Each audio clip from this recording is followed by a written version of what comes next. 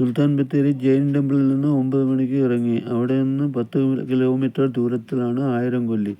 ആയിരംകൊല്ലിയിൽ നിന്ന് എടക്കൽ കേവ്സിനടുത്തേക്ക് 6 കിലോമീറ്റർ ദൂരമുണ്ട്. ആട്ടോ ഇറങ്ങിയ സ്ഥലത്ത് നിന്ന് എടക്കൽ കേവ്സ് എത്താൻ കുത്തനെയുള്ള റോഡിൽ കൂടി കുറച്ചധികം നടക്കണം. ടിക്കറ്റ് കൗണ്ടറിൽ എത്താൻ തന്നെ ഏകദേശം 30 മിനിറ്റ് നടക്കണം.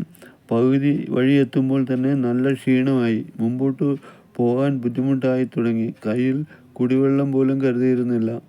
കുറേ നടന്നതിന് ശേഷമാണ് ഒരു കട കണ്ടത്.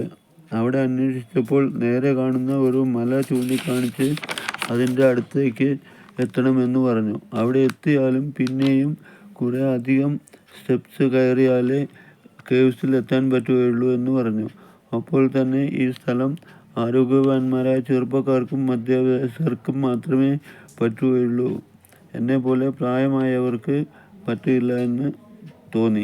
കുറച്ചു സമയം ചുറ്റുപാടുകളെല്ലാം കണ്ട് തിരിച്ച് ഇറങ്ങി.